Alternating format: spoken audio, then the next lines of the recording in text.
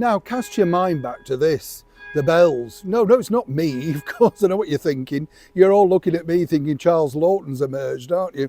Hunchback of Notre Dame, I know. Stop it. It's just the bells. Yes, that's all it is. Now cast your mind back to this. That's right. Who remembers this particular stunt? That is, of course, the former royal known as Prince Harry, when he turned up at a New York tattoo parlour, and we were all supposed to be enamoured by this hilarious joke that he and the, I don't know whether he's a country star, rap star, whatever, Jelly Roll, well, apparently he was going to get a tattoo.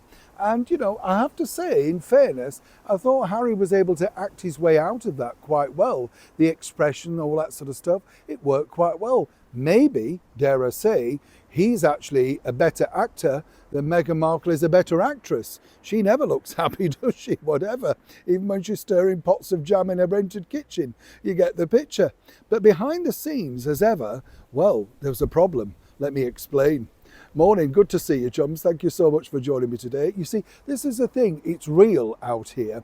You know, people say to me, Neil, you know, where are you? Do you really film outside? You hear the bells, you see what goes on. And can I just reiterate as well, I pinned this on the notes of one of the videos yesterday.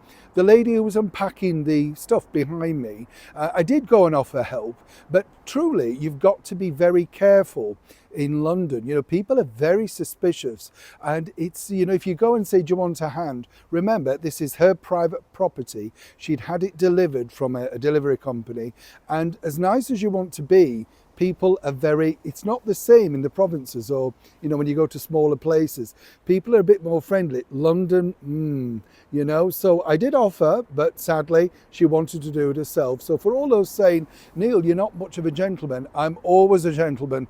I get up, give my seat on the bus or the tube, and indeed will help any damsel in distress. However, on this occasion, that was, as of course, I believe, who was it now who sang it? Aretha Franklin. She's an independent woman. You get the picture. Let's get back, of course, to your royal story of the day. Now, this, as I said, was supposed to be the shock value everything when Meghan Markle, should I say Prince Harry, decided to get the tattoo. And this was to try and stump up people to come over to Canada to see the Invictus Games, a wonderful part of the world, as I've often said.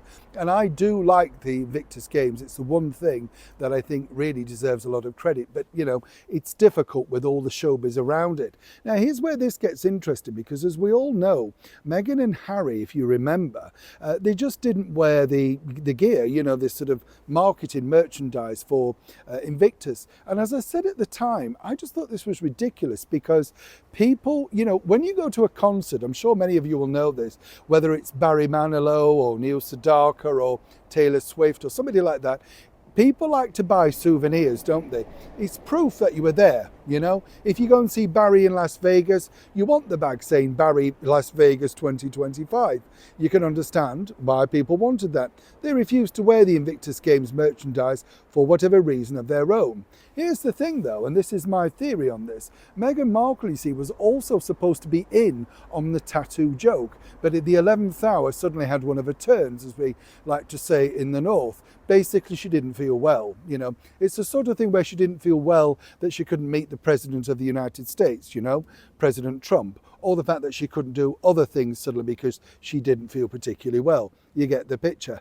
My theory, and a lot of people inside that who were very disappointed at her lack of commitment to, well, helping advertise such a splendid event, is simply this. I believe that Meghan herself decided that absolutely this wasn't the right sort of imagery for her, and it was all right for him to get the tattoo. But remember, she's always allowed Harry to go on and talk about his mental health, the issues, the breakdowns, the therapy, stuff like that.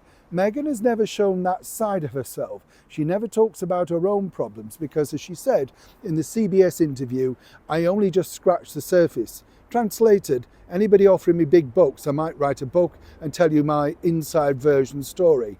As for the Invictus and the tattoo, as I said, it should have been both of them. But seemingly, every time there's something for the jewel that Meghan doesn't like the look of or thinks in the light of it may possibly be bad down the line, suddenly she's unavailable. Harry saw it through. Did it help the situation? Not so sure, but then again created a lot of headlines. I'd love to know, as ever, what you think to this particular story in the comments below. And if you can, chums, please like and share. Neil Sean in the very heart of Yorkshire.